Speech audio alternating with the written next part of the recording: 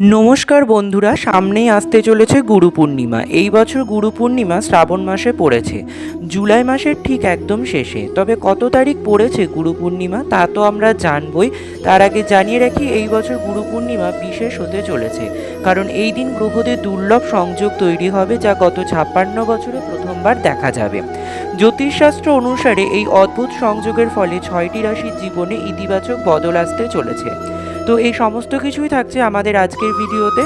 তার সাথে আমরা জানবো গুরু পূর্ণিমা কবে পড়েছে, পঞ্জিকা অনুসারে সঠিক সময়সূচি কী রয়েছে, পূর্ণিমা তিথি কখন শুরু ও শেষ হচ্ছে, পূর্ণিমা ব্রত উপবাস ও নিশি পালন কবে, সত্যনারায়ণ পুজো শুভ সময়, গঙ্গা স্নান দানের শুভ সময় কি রয়েছে, এই দিন বাড়িতে আপনারা কিভাবে পুজো করবেন, পুজোর সহজ সরল নিয়ম এবং মন্ত্র কি থাকছে, তার সাথেই গুরুর কাছ থেকে আশীর্বাদ নেওয়ার শুভ সময় এবং গুরু পুজোর নিয়ম কি রয়েছে, সমস্তটাই থাকছে আজকের ভিডিওতে। এবং আমরা সবশেষে জেনে নেব কোন কোন রাশির জীবনে আর্থিক উন্নতি আসতে চলেছে।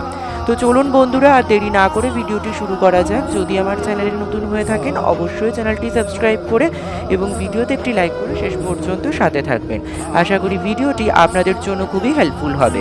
ভিডিওটি মূল পর্বে যাওয়ার আগে আমাদের পরম গুরু পিতামাতা এবং ব্রহ্মা বিষ্ণু মহেশ্বরকে স্মরণ করে অবশ্যই কমেন্ট বক্সে লিখুন জয় গুরু, হরে কৃষ্ণ।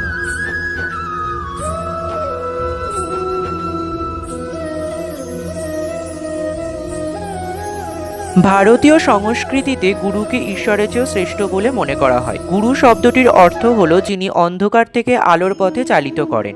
আষাঢ় মাসের পূর্ণিমা তিথিতে পালিত গুরু পূর্ণিমা কেবল শিক্ষক ও আধ্যাত্মিক গুরুদের প্রতি কৃতজ্ঞতা প্রকাশের দিনই নয়, বরং জীবনের জ্ঞান ও আলোর গুরুত্ব অনুভব করারও একটি সুযোগ।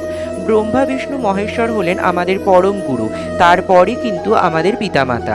তাই চলুন আর দেরি না করে জেনে নেওয়া যাক এই বছর গুরু পূর্ণিমা কবে পড়েছে। 11ই শ্রাবণ 28শে জুলাই মঙ্গলবার দিন। এই দিন থেকেই পূর্ণিমা তিথি শুরু হচ্ছে সন্ধ্যা 6টা 6 মিনিট থেকে। পরের দিন 12ই শ্রাবণ 29শে জুলাই বুধবার পূর্ণিমা তিথি সমাপ্ত হচ্ছে রাত্রি 7টা 40 মিনিটে। এই পরিস্থিতিতে উদয় তিথি অনুযায়ী এই দিনে অর্থাৎ 12ই শ্রাবণ 29শে জুলাই বুধবার এই দিনে পূর্ণিমা ব্রত উপবাস এবং পুজো পাঠ রয়েছে। আর তার আগের দিন পূর্ণিমার নিশি পালন রয়েছে, অর্থাৎ 11ই শ্রাবণ 28শে জুলাই মঙ্গলবার দিন। এই দিনেই কিন্তু আপনাদেরকে প্রদোষে অর্থাৎ সন্ধ্যার সময় শ্রী শ্রী সত্যনারায়ণ ব্রত বা পুজো করে নিতে হবে। প্রদোষে সন্ধ্যা 6টা 20 মিনিট থেকে শুরু করে রাত্রি 7টা 56 মিনিটের মধ্যে আপনারা শ্রী শ্রী সত্যনারায়ণ পুজো করে নেবেন। এর পরবর্তী দিন যারা পুজো করতে চান, অমৃত যোগের যে সময়টি রয়েছে সকাল 9টা 32 মিনিট থেকে শুরু করে সকাল 11টা 14 মিনিট, এই সময়টি অত্যন্ত শুভ সময় থাকছে। এই সময়ের মধ্যে আপনারা সত্যনারায়ণ সিন্নি দেওয়া, সত্যনারায়ণ পুজো করা, যে কোনো শুভ কাজ করা যেতে পারে। এছাড়াও যারা এই গুরু পূর্ণিমা তিথিতে গুরুকে প্রণাম করতে চান, গুরুর কাছ থেকে আশীর্বাদ নিতে চান বা গুরু পুজো করতে চান, তাদের জন্য শুভ সময় থাকছে এই সকাল 9টা 32 মিনিট থেকে শুরু করে সকাল 11টা 14 মিনিটের মধ্যে। অবশ্যই বেলা 12টার মধ্যে আপনাদেরকে গুরু পুজো করে নিতে হবে এবং গুরুকে প্রণাম জানাবেন। এই দিন গঙ্গা স্নান এবং দানের শুভ সময় থাকছে।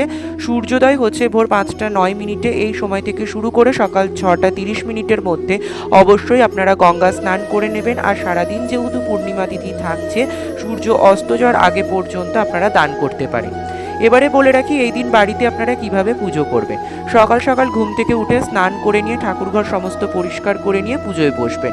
নৈবেদ্য হিসেবে আপনাদেরকে বেলপাতা ফুল, অবশ্যই সাদা ফুল রাখবেন, কারণ ব্রহ্মা বিষ্ণু মহেশ্বরকে কিন্তু এই দিনে ফুল অর্পণ করতে হবে। সাথে কিছু হলুদ ফুলও রাখবেন, বিষ্ণুর হলুদ ফুল পছন্দের। আর লাগবে তুলসী পাতা, সাথে চন্দন, কিছু মিষ্টান্ন, সাথে প্রসাদ। ফল প্রসাদ হিসেবে 5 রকমের ফল বা 3 রকমের ফল দিতে পারেন। কেটে ফল প্রদান করলেও হবে নৈবেদ্য হিসেবে। আর ঘট স্থাপন করতে হবে, যেভাবে আপনারা অন্যান্য পুজোয় ঘট স্থাপন করেন সেইভাবেই ঘট স্থাপন করবেন। পুজোর শুরুতেই আপনারা ব্রহ্মা বিষ্ণু মহেশ্বর 3 জনের চরণে ফুল অর্পণ করবেন এবং ঘটে ফুল অর্পণ করবেন। ফুল আর বেলপাতা অর্পণ করবেন ব্রহ্মা বিষ্ণু মহেশ্বরকে। এক্ষেত্রে বিষ্ণুর ক্ষেত্রে আপনারা কিন্তু তুলসী পাতা অর্পণ করবেন চন্দন সহযোগে বিষ্ণুর চরণে।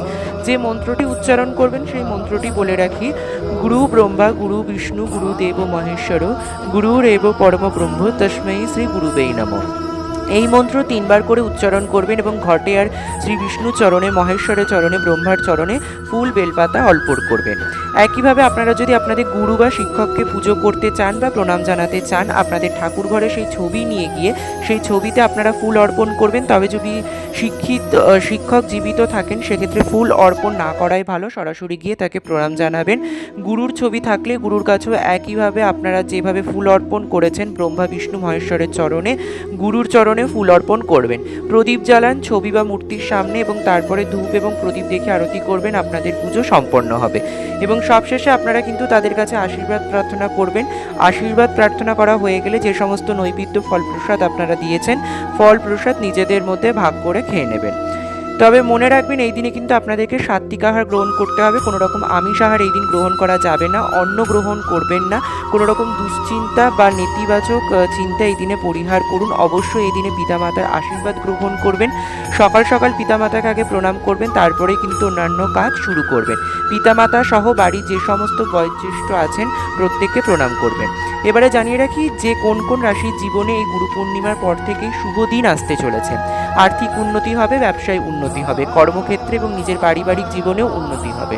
প্রথমেই আসছে মেষ রাশি, তারপরে বৃষ রাশি, তারপরে সিংহ রাশি, ধনু রাশি এবং সর্বশেষে মকর রাশি ও কুম্ভ রাশি। এই যে 6টি রাশি বললাম, এই 6টি রাশির জীবনে আমূল পরিবর্তন আসতে চলেছে। এই সমস্ত রাশি জাতক জাতিকাদের অপ্রত্যাশিত আর্থিক লাভ হওয়ার সম্ভাবনা রয়েছে। পুরনো বিনিয়োগ থেকেও আপনারা উল্লেখযোগ্য মুনাফা পাবেন। মানসিক শান্তি এবং পারিবারিক সমর্থনে আপনার সমস্ত কাজ সহজে সম্পন্ন হবে এবং সমস্ত ক্ষেত্রে সফলতা আসবে। এছাড়াও এই দিনে গরিব দুঃখীদের আপনারা নিজেদের সাধ্যমতো দান করতে পারেন, অন্ন হোক বস্ত্র হোক দান করতে পারেন। আর যদি বাড়িতে আপনারা ব্রাহ্মণ দিয়ে পুজো করেন, ব্রাহ্মণকেও এই দিনে আপনারা সাধ্যমতো দান করবেন। খুব তাড়াতাড়ি নতুন কোনো ভিডিও নিয়ে আসছি, সেই সমস্ত ভিডিও দেখার জন্য অবশ্যই চ্যানেলটি সাবস্ক্রাইব করে সাথে থাকবেন। আর এই ভিডিওটি যদি হেল্পফুল হয়ে থাকে বন্ধুদের মধ্যে অনেক অনেক বেশি শেয়ার করবেন। ধন্যবাদ।